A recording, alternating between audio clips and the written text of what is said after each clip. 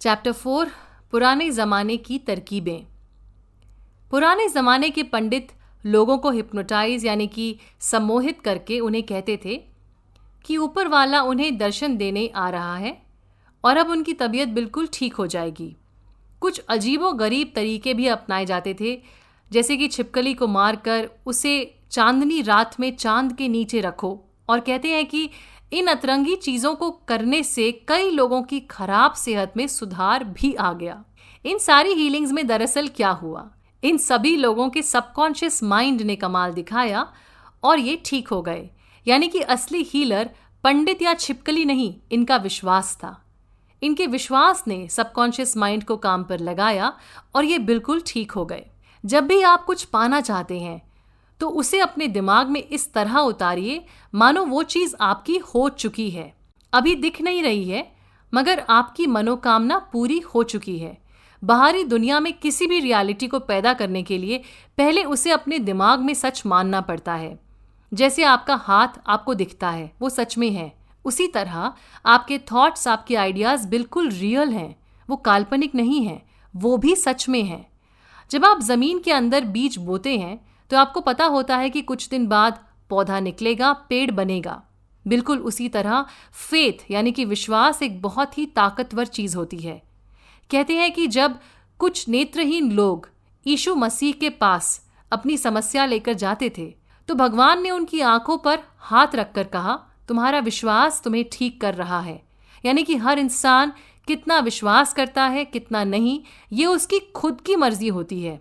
यीशु मसीह का विश्वास, इन लोगों का विश्वास और इसके साथ इनके सबकॉन्शियस माइंड की ताकत ने इन सारे लोगों की आंखें लौटा दी। जोसेफ मर्फी के एक रिश्तेदार को ट्यूबरकुलोसिस हो गया था। उनकी लंग्स की हालत बहुत खराब हो चुकी थी।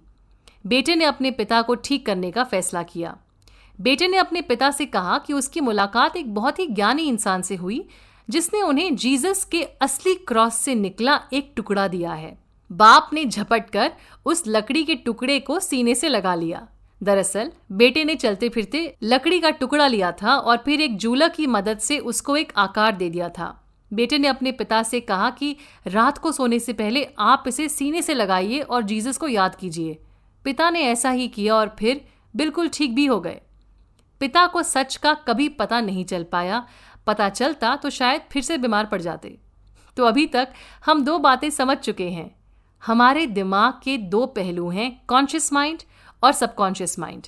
सबकॉन्शियस माइंड हमारे शरीर के हर पुर्जे को चलाता है और कंट्रोल करता है। साथ ही हम सबकॉन्शियस माइंड को नए नए सुझाव दे सकते हैं क्योंकि वो हमारी हर बात सुनता है, मानता है और करता भी है। अगर कोई सम्मोहित स्थिति में हो और आप उनसे कहें कि उन्हें बुखार आ रहा है या उन्हें ठंड लग रही है, तो उन्हें सच में बुखार आ जाएगा या ठंड लगने लगेगी।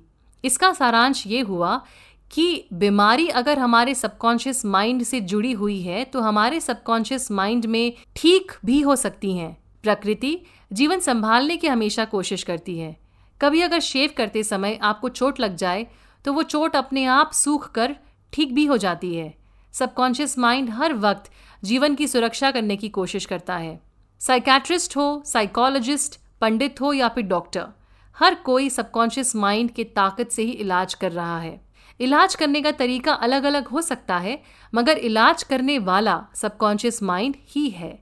आपका विश्वास आपके इलाज की गति को तेज या धीमा करता है। फ्रांस में एक प्रोफेसर थे जिनका नाम था हिप्पोलाइट बर्नेम। उनके पास एक मरीज आया जिसकी जीभ पैरालाइज हो चुकी थी। हिप्पोलाइट ने मरीज से कहा कि उनके पास एक जादुई इंस्ट्रूमेंट है, वो उसे जब मरीज के मुंह में डालेंगे तो वो ठीक हो जाएगा। मरीज ने ये बात मान ली। हिप्पोलाइट ने फिर उसके मुंह में एक पॉकेट थर्मोमीटर डाल दिया और बस फिर ये मरीज कुछ देर बाद अपनी जीभ हिलाने लगा। एक बार हिप्पोलाइट ने एक लड़की की पीठ पर पोस्टेज स्टैंप लगाते हुए कहा कि तुम्हारी पीठ में तो फोड़ा हो गया है।